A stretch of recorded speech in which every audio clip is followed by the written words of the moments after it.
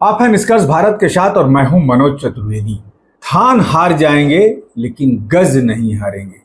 कुछ ऐसा ही हाल बिहार में महागठबंधन ने कर दिखाया। जी हां, जब नीतीश कुमार ने अच्छा प्रदर्शन कर दिया बिहार में, तो इंडिया गठबंधन के नेताओं को अब ये महसूस हो रहा है कि हमने आखिर गलती क्यों कर दी, नीतीश को अपने खेमे में क्यों नहीं रखा। जी हाँ, हम आपको बता दें कि यही नीतीश कुमार हैं जो इंडिया ब्लॉक के कर्ता धर्ता थे। यही नीतीश कुमार हैं जो ममता बनर्जी के कहने पर कि बिहार की धरती आंदोलन की धरती है, नीतीश जी आप पटना में तमाम बड़े दलों को बुलाकर एक बैठक कराइए और यहीं से मोदी को हटाने की बात की शुरुआत की जाए। नीतीश कुमार ने कदम आगे बढ़ाया। पहली बैठक पटना में हुई। तमाम जो लोग हैं, तमाम पार्टी के जो नेता हैं, वो पटना जुटे, सबने कस्में खाई, वादे किए, लेकिन दिल्ली, बेंगलोर और मुंबई पहुंचते पहुंचते नीतीश कुमार को दरकिनार कर दिया गया। नीतीश कुमार सोचते थे कि शायद मुझे महागठबंधन में जो है एक मुखिया का पद मिलेगा, जैसे कि जॉर्ज फर्नांडिस को अटल बिहारी वाजपेयी के समय मिला था। लेकिन शायद लालू यादव कहीं इस ताक में थे, यदि नीतीश कुमार को मैं आगे बढ़ा दूंगा तो कांग्रेस के वो करीब जाएंगे और लालू का फिर भाव शेयर मार्केट के जैसा कहीं ना कहीं गिर जाएगा। जी हाँ, ये पूरी कहानी हम आपको बताते हैं और ये भी बताते हैं कि आखिर कौन ये लोग थे जो कि नीतीश कुमार को इंडिया ब्लॉक से अलग ले गए। बिहार में लोकसभा चुनाव 2024 में आरजेडी और कांग्रेस का महागठबंधन मिलकर 9 सीटों पर ही जीत दर्ज करा पाया। वहीं नीतीश कुमार और जेडीयू ने एनडीए में रहकर अकेले 12 सीटें जीती। बिहार के लोकसभा चुनाव 2024 में महागठबंधन को मिली हार के बाद आरजेडी और कांग्रेस को मुख्यमंत्री नीतीश कुमार के इंडिया अलायंस छोड़ने का अफसोस हो रहा है।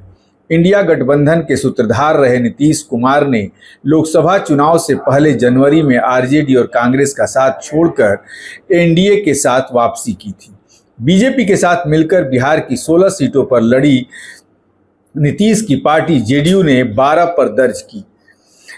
एनडीए बिहार की 40 में से 30 सीटों पर जीत दर्ज करने में कामयाब रहा। वहीं महागठबंधन के खाते में महज 9 सीटें गईं। आरजेडी, कांग्रेस और यहां तक कि लेफ्ट पार्टियों के नेताओं का भी मानना है कि बिहार में एनडीए ने 30 सीटों पर जीत दर्ज की। इसका काफ़ी हद तक श्रेय नीतीश की जदयू को ही जाता है। जेडीयू को अपनी अति पिछड़ा वोट बैंक के साथ ओबीसी, कुर्मी, कुशवाहा, स्वर्ण और यहां तक कि मुस्लिमों का भी समर्थन मिला। बिहार में पिछले साल हुआ जाति आधारित गणना की रिपोर्ट के अनुसार राज्य की कुल आबादी का 36% हिस्सा अति पिछड़ी जातियों का है।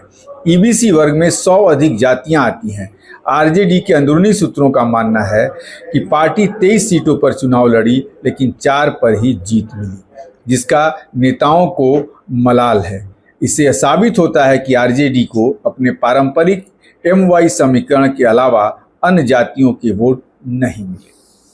यानी कि लालू यादव को ये समझ में अब आ गया और उसके जो और भी नेता हैं उनको ये समझ में आ गया कि 23 सीटों पर चुनाव लड़के हमें इतनी कम सीटें मिली और जहां 16 सीटों पर नीतीश कुमार चुनाव लड़े वहां उन्हें 12 सीटें मिली। आखिर एमवाई फैक्टर लालू का चलेगा कब तक?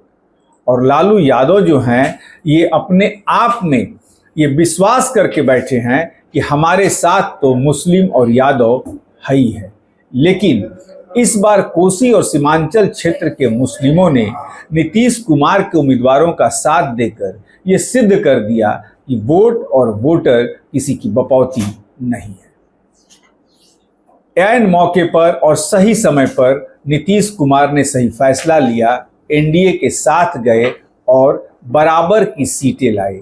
नीतीश कुमार वो जो लोग कुछ दिन पहले कहते थे कि शायद अब उनकी उम्र नहीं रही, वो बीमार चलते हैं, नेताओं ने फप्तियां कसी उनके ऊपर, लेकिन नीतीश ने अपने आप को समय रहते ये साबित किया कि अभी भी वो बिहार के राजनीति के कहीं ना कहीं सिकंदर है।